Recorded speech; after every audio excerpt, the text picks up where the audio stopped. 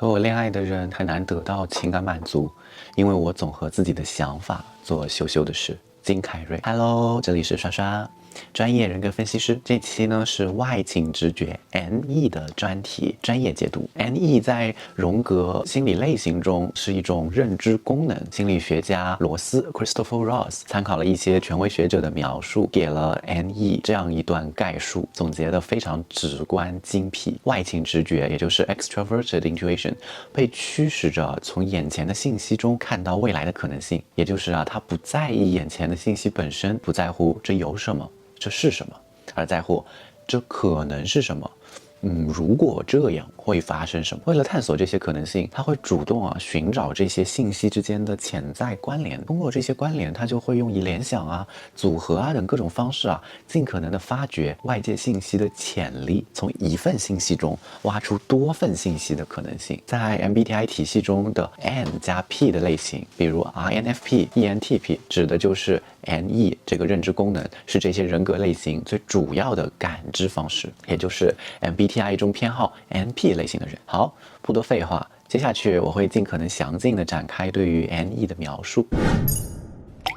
NE 人永远都在渴望新的东西，最根本的原因其实是新东西允许他们看到更广阔、更丰富的世界，乃至活出更多彩的生命，这才是NE 人作为认知类型的底层追求。至于通过什么方法是通过在脑海中幻想，还是通过把幻想付诸行动，还是通过去冒险，还是通过去猎奇，这些完全取决于每个人个人的经历，和认知功能本身没有关系。我们要记住他们的底层追求就可以了。确实 NE 人相比于过去呢，会更喜欢未来，不是因为他们对过去有偏见，只是说在大部分情况下，未来确实就意味着更多的选择，更多的潜力。但是如果已有的经验知识哪怕是重复过的，能够帮助他们得到新的信息，发现新的关联，他们一样会对它燃起兴趣。非常常见的是 NE 人因为某个爱好开始变得重复和无聊，就抛弃了它，但是时过境迁，对这个爱好又突然重燃兴趣，就好像就是小别胜新婚的那种感觉。仅仅是因为现在的他们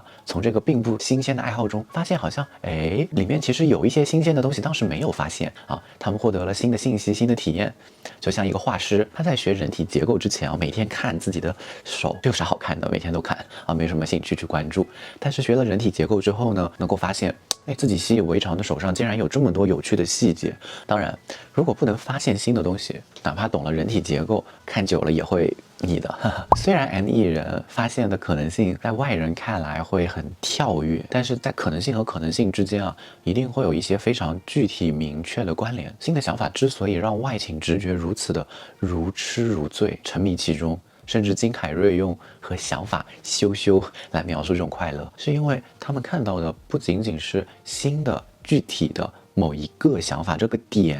点很单一、很小、很有限。他们真正爽到的是这个点可以和其他无数的其他点联动，这个新想法可以和旧想法组合，可以在和旧想法做出各种的关联，编织出丰富多彩、近乎无限的网络，让他们可以遨游在这种想法的狂欢中。在 Dario Nadi 对人格类型的脑电图实验里发现 NE 人的大脑他们会进入一种叫做圣诞树的模式，也就是整个大脑的各区域都好像 Christmas tree 圣诞树一样，就是 bling bling 的到处闪亮，是因为任何新的信息都会被最大限度的和已有的旧的信息和他们已经形成的一些主观的印象做出关联，带动他们激发出比单个信息本身更丰富的想法。换句话说，你看到的也许是一棵树加入了这片森林，但是在 NE 人眼中，这棵树和这片森林原先的每一处地方都可以发生关联，都可以去畅想可能性，都可以产生美妙的互动，激发出新的变化。这种探索可能性的倾向呢，让 NE 人通常对于未来充满憧憬，具有积极乐观的人生态度。但是硬币嘛，总是有两面的。当他们遇到令他们印象深刻的消极事件的时候，也会更容易多想，导致在压力下，他们反而会对细节无比的敏感。任何细节上的错误都会被他们的联想放大。这种敏感也会体现在他们对自己身体健康的那种感受上，可能有一点点小的不舒服，都会让他们联想到特别糟糕的疾病。哎呀，我这个胃有一点不舒服，是不是我会患上癌症就变得忧心忡忡。NE 人有一个特别有趣的地方，他们既是非常活在当下的人，又是完全不活在当下的人。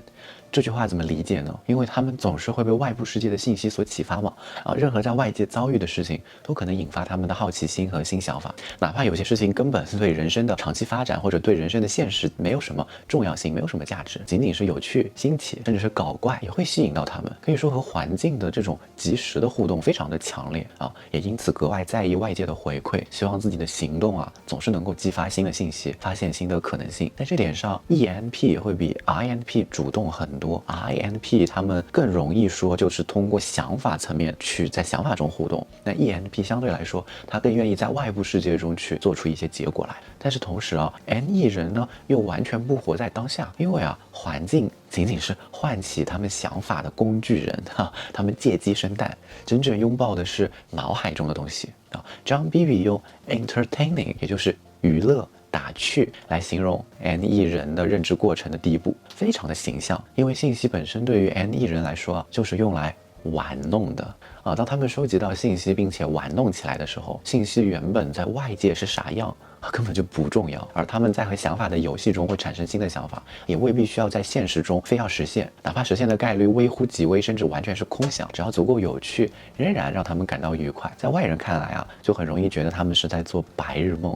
也是追求趣味的 NE 人和追求严肃的 NI 人在想法和讨论上容易出现的分歧。NI 人会觉得，就算咱们要脱离现实，也得认真的脱离。比如说你要穿越去异世界，你得考虑清楚整体的状况，别整那些对你的穿越没用的事情。但是 NE 人反而会觉得自己的选择被限制了，感觉到委屈或者不爽。拜托老兄，我们都在讨论穿越到异世界了，你还希望在异世界里非得要有所成就非得要去认认真真严肃的去追求什么东西，不能纯粹的探索一下，发现一点新奇的东西吗？只有 NE 人自己知道，在短短的一瞬间，自己的脑海经历了怎样的风暴。其实NE 人和 NI 人都会有想法说不清楚的时候，但是区别可大了。用一个比喻来说，NI 人就像拿着镐子，使劲的要把想法给挖出来小心翼翼的，但是又不想挖错了方向。NE 人的脑子呢，就像城市里上班高峰的地铁，想法都堵在出口大家每个人都想去上班，你挤我，我挤你，到最后谁也没办法出去。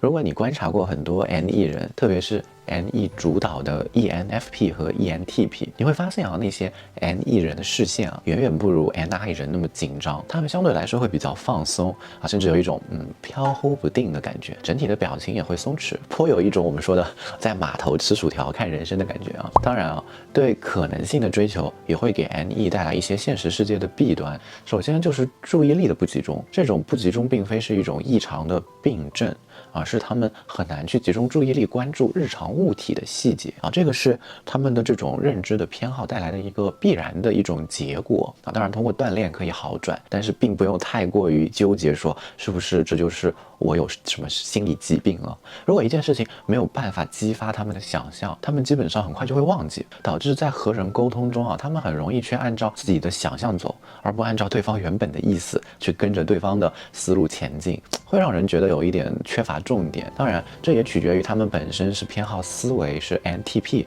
还是偏好情感是 NFP。 在自己偏好的领域呢，他们会好上一些。来找我咨询的 NE 人经常会说着说着跑题了，然后忘记自己原来要说什么。另一个现实世界的弊端是他们容易因为某些事情和人的潜力，因为潜力本身去投入精力。当然这在很多时候是好事，也让他们主动性更强更积极。不过也因此当最后的结果不如人意的时候，他们遭受的失望也很大。比如 NTP可能因为看到了某个研究的潜力而投身于此NFP 可能因为看到了某个人的潜力而爱上对方。可惜有的时候现实很骨感，他们很容易经历一种梦幻破灭的感觉，发现原来自己只是想多了，一厢情愿。就像我在开始举的例子中NE 人哪怕学了人体结构，能够从普通的手上看到新的有趣的东西，仍然很难让他们保持一种长久的热情。比如在这个例子中，如果他们看到的手开始出现重复的模式，开始不再超出他们的意料，没有什么新鲜的东西，他们也会丧失兴趣。这是 NE 人一生中最大的挑战之一，倒不是因为其他人格类型就不3分钟热度，NE 人麻烦就麻烦在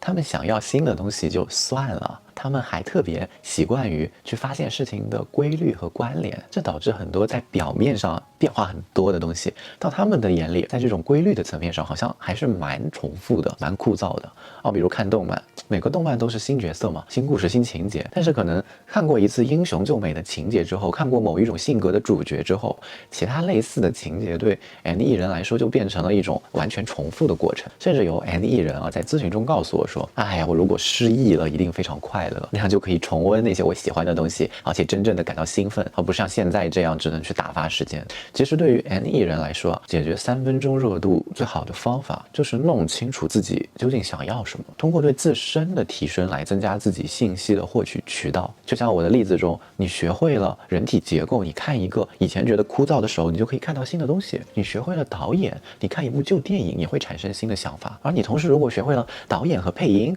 能产生的想法几乎就翻倍了。N 艺人始终需要意识到，因为无聊而逃到另一个环境，逃到另一段关系，逃到另一份工作，始终是下策。只有真正意识到自己想要什么，需要什么，并且付诸行动，才能获得持久的回报。因为你在行动中，外界会因为你的行动，因为你的影响产生变化，这就是你想要的新的东西啊！因为无聊而转移阵地，可能最终一事无成。毕竟 NE 所做的是和环境的互动嘛，环境可以动，你可以被环境所带动，但是你也可以带动环境啊。也就是说，没有无聊的环境，只有找不到有趣视角的人。我们这期视频差不多就到这里啊，但是先别离开，这也是回应了大家的需求，做了一份 NE 的专业版本。制作不易的话呢，可以嘿嘿啊，NE 人还有很多可以展开的。比如说是他们的跨语境思维啊，还有常见的 NE 式的幽默啊，这个在一些 SI 人上也会有体现。还有 NE 其实往往都有很不错的表演天赋，但是和 SE 的那种参与感和沉浸感的表演不同，是有更为有趣的一些原因。感兴趣的大家也可以做一些猜测啊。我们等到下一个周期对 NE 的更深入的挖掘中，我们再来聊聊这些。我是莎莎，专业人格分析师，关注我，永远不会让你失望。我们下期更精彩，拜拜啦。